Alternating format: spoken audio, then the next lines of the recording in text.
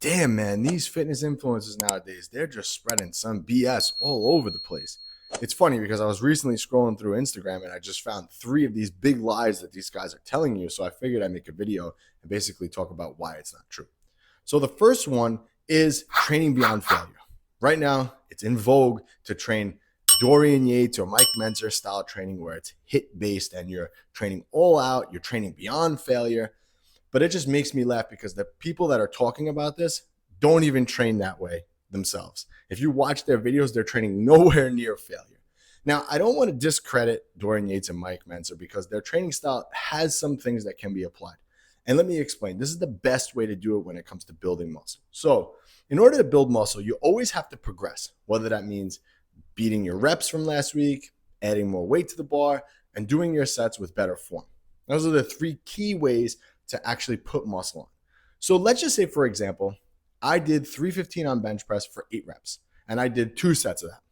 So this week coming, I know I have to beat that, right? So for whatever reason, maybe I don't. Maybe I do my 2 sets of 8 again, and I push really hard, and I just can't beat and break 8 reps. And that happens sometimes. Maybe I'm not recovered enough. Maybe I didn't eat enough calories. Those things kind of happen. So this is where training beyond failure can help you to kind of fake make progress. So for example, if I did 315 for 8 for the first set, and then I say, okay, I really need to try to beat this for the second one. And I go all out and I only get 8 on the last one, on the second set, the last one, right? I only get 8 no matter what. So now here I might be able to implement like a drop set where I take off some weight and I go again. I do as many reps as possible. And that drop set takes that set beyond failure. And I kind of almost fake making progress because I kind of did more work in the same amount of time. So that's where I think that training beyond failure makes sense when you can't make progress week to week. And you're not always going to make progress week to week.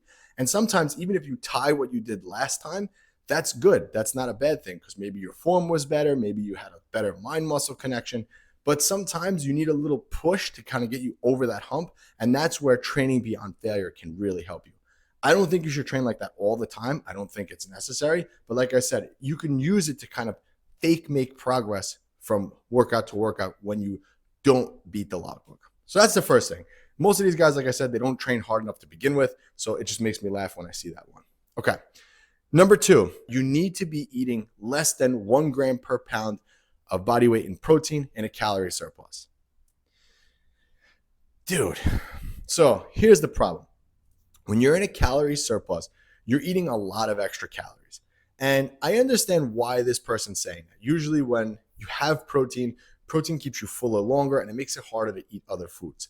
The problem is that if you weigh 200 pounds, right, and you have less than 200 grams of protein, when your calories are so high, you're not going to be getting protein from complete sources. You're not going to be getting enough of them. So basically, whenever you eat in a calorie surplus, you're going to be getting indirect protein from like other things, like the rice. There's a little bit of protein in rice and in potatoes, in other carb sources, in other fat sources. So like, for example, almonds, there's like probably 6 or 7 grams of protein in like a handful of almonds. So what happens is because your calories are so high, those indirect protein sources kind of add up.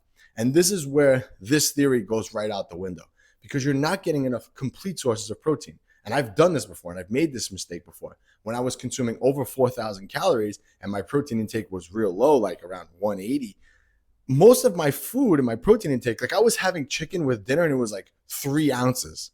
Like, what is that? That's nothing. That's not enough to fuel your body and give your body the amino acids it needs. So this rule right here, while I understand why they're saying that, because if your protein intake is low, you can kind of eat more food.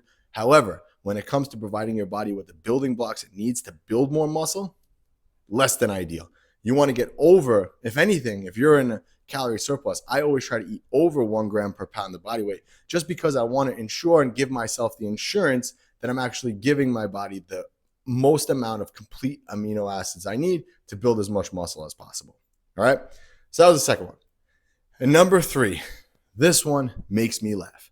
When they all do it, you know exactly what I'm going to say when I say supplements. They all talk about their supplements because they're all sponsored by all these supplement brands. And like, I get it. I totally understand. Like, the supplement companies are using them to kind of push the product and they get an affiliate code and they make money and blah, blah, blah.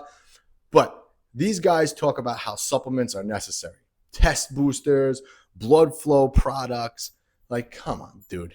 The secret to your physique wasn't the test booster that you were taking or the blood flow enhancer product that you were taking or even the creatine you were taking. It's not true. Supplements probably make up less than 1% of the equation. Less than 1%.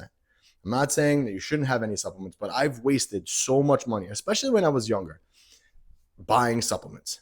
I would spend $400 or $500 going to GNC and buy all this stuff thinking that I was going to get huge from taking it. And nothing happened except I had really expensive urine, meaning that the supplements went in and it just came right out.